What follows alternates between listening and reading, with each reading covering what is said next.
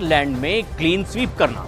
मोदी ने पश्चिमी उत्तर प्रदेश में विपक्ष के खिलाफ हुंकार भरते हुए करप्शन पर करारा प्रहार किया है। मोदी ने बड़े से बड़े नाम के खिलाफ भी एक्शन लेने का ऐलान कर दिया। स्पेशल रिपोर्ट में देखिए 24 के दंगल में मोदी ने कौन सा क्रांतिकारी दांव चला। साथ ही साथ जानिए पीएम मोदी ने ये क्यों कहा कि मोदी है झुकेगा नहीं।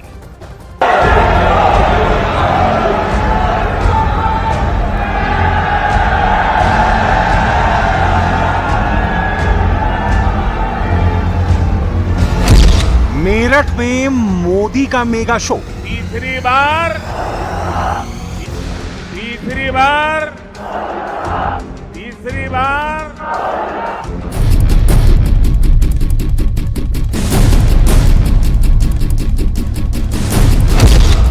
मोदी ने दिखाया 10 साल का रिपोर्ट कार्ड। भारत को दुनिया की तीसरी सबसे बड़ी आर्थिक महाशक्ति बनाएगा।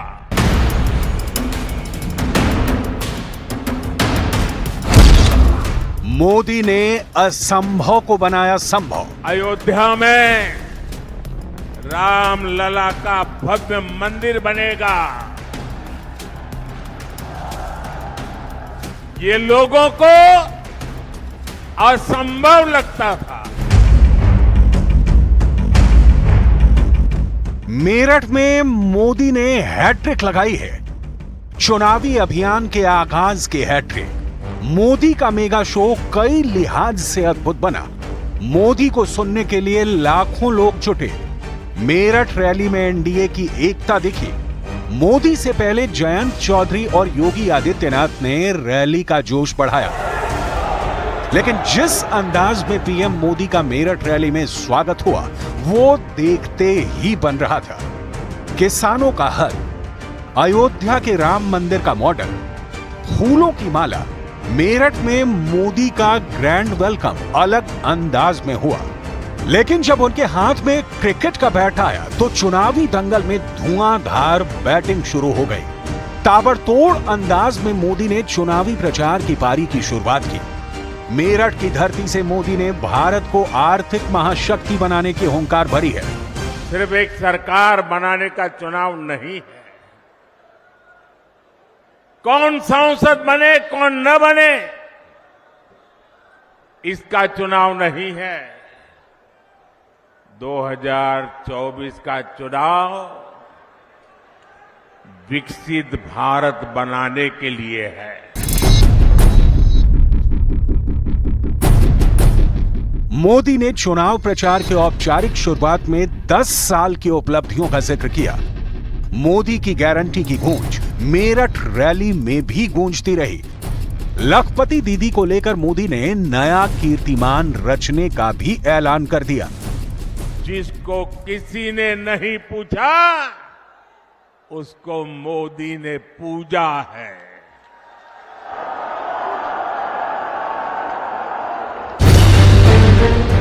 मेरठ में मोदी के मेगा शो में योगी आदित्यनाथ की एक बात बड़ी असरदार साबित हुई। सीएम योगी ने रैली में लोगों से कर्फ्यू और कांवड़ में से एक को चुनने की अपील की। योगी का यह बयान दंगे के दौर से गुजरे जाटलैंड में बेहद असरदार साबित होने वाला है। यह क्षेत्र इस बात का गवाह है, समाजवादी पार्टी और कांग्रेस की सरकारों के समय इस क्षेत्र ने उनकी दंगा पॉलिसी को झेला है।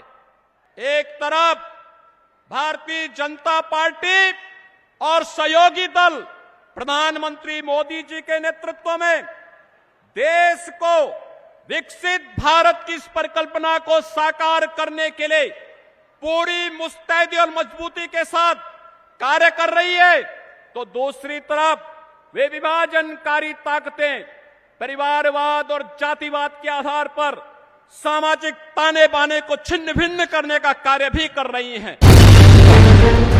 मेरठ में मोदी के मेगा शो से पहले दिल्ली में जुटे इंडिया अलायंस ने भी शक्ति प्रदर्शन किया था। दिल्ली के रामलीला मैदान में विपक्ष के निशाने पर सिर्फ मोदी थे। 28 दलों के दिग्गज नेताओं ने बारी बारी से मोदी के खिलाफ हल्ला बोला।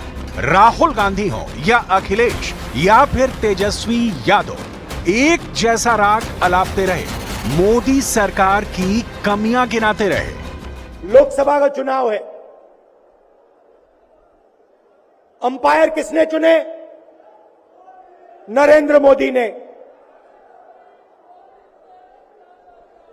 हमारी टीम में से मैच शुरू होने से पहले 2 खिलाड़ियों को अरेस्ट करके अंदर कर दिया।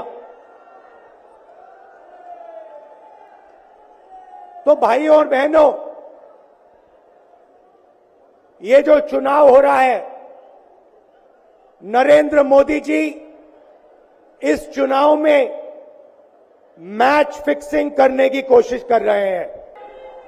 तो इस मैदान से ये ऐलान होने जा रहा है कि हुक्मरान जो दिल्ली में बैठे हैं वो अब ज्यादा दिन रुकने वाले नहीं हैं।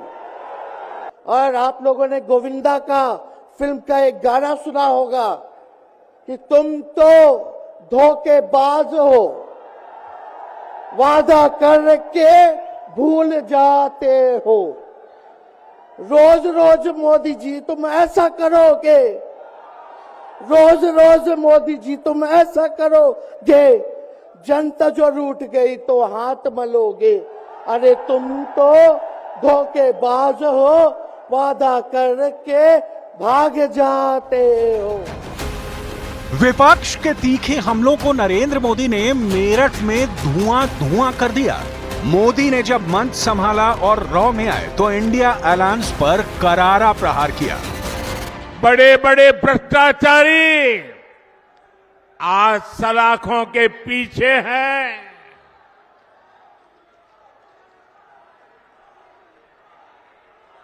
सुप्रीम कोर्ट तक जमानत नहीं मिल रही है। दिल्ली से महज 100 किलोमीटर दूर मेरठ में मोदी गरज रहे थे, विपक्ष के एक एक सवाल पर जवाब दे रहे थे। मोदी ने मेरठ को ही चुनावी प्रचार के आगाज के लिए क्यों चुना? क्या है मेरठ का मोदी से अजब कनेक्शन? इसे भी अब जानिए। मेरठ से चुनावी आगाज मोदी के लिए लकी है। पहली बार प्रधानमंत्री पद का उम्मीदवार चुने जाने के बाद से मोदी ने मेरठ से ही चुनावी प्रचार शुरू किया था। 2014 के चुनाव में प्रधानमंत्री का चेहरा बनने के बाद नरेंद्र मोदी ने पहली रैली मेरठ में ही की थी। इसके अलावा 2019 के चुनाव में भी प्रधानमंत्री मोदी ने मेरठ से ही शंखनाद किया। 2024 में क्रांति की जमीन से ही मोदी ने चुनाव का अद्भुत माहौल बना दिया। मेरठ की इस धरती के साथ ही मेरा कुछ अलग ही रिश्ता है। 2014 में और 2019 में मैंने अपने चुनाव अभियान की शुरुआत यहीं मेरठ से की थी। एक बार फिर से 400 पार, इसी मिशन के लिए बीजेपी चाहती है कि पश्चिमी उत्तर प्रदेश की सभी 14 सीटों को जीता जाए। यही कारण है कि बीजेपी जयंत चौधरी को साथ लेकर चल रही है, क्योंकि ये सब जानते हैं कि जाट वोटर्स का पश्चिमी उत्तर प्रदेश में कितना दबदबा रहा है। 18% दबदबा जो है जाट वोटर्स का रहा है, इतनी उनकी आबादी है। इसीलिए बीजेपी चाहती है कि जाट वोटर्स एक मुश्त एनडीए को मिले।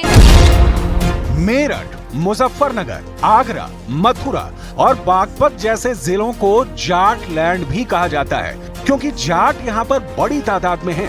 पश्चिमी यूपी में करीब 18% जाट हैं और 120 सीटों पर इनका असर है। 45 से 50 सीटों पर तो जाट सीधा जीत हार तय करते हैं। पश्चिमी उत्तर प्रदेश के 11 जिलों में जाट निर्णायक भूमिका में है। पश्चिमी उत्तर प्रदेश में लगातार अपनी बड़ी ताकत और बड़ी हैसियत रखने वाले जयंत चौधरी ने 2009 में बीजेपी के साथ गठबंधन किया था और 5 सीटें उन्होंने जीती थी। लेकिन 2014 और 2019 में मोदी की आंधी के सामने उनकी एक न चली और वह अपनी जमीन तक बचाने में कामयाब नहीं हुए।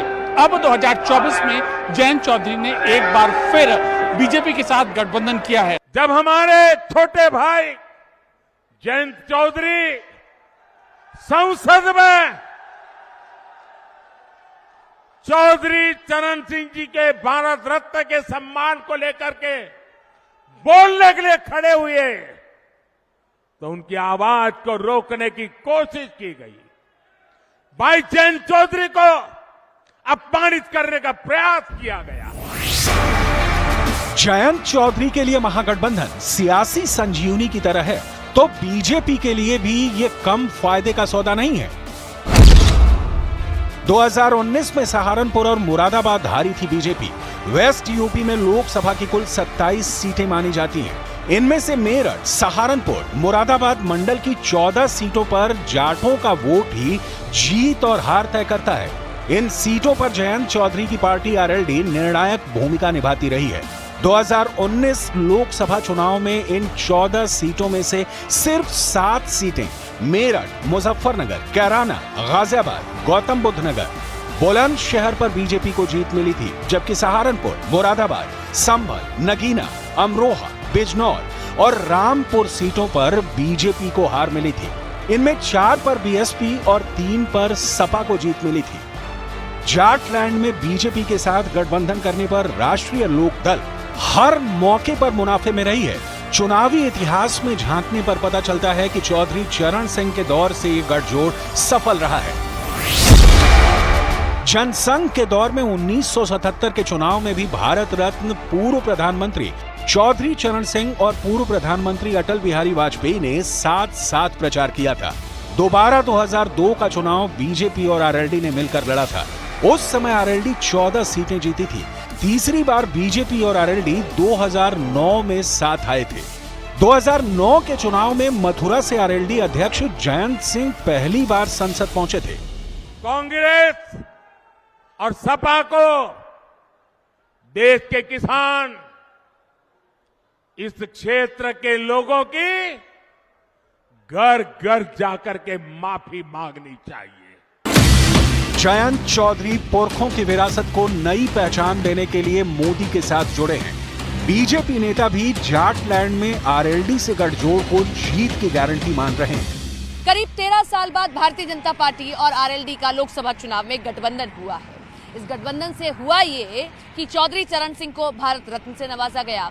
वहीं सूबे की राजनीति में भी आरएलडी के एक विधायक अनिल कुमार को मंत्री पद दे दिया गया। वहीं उनके मथुरा के योगेश महवार को एमएलसी बना दिया गया। तीसरी बार 4 जून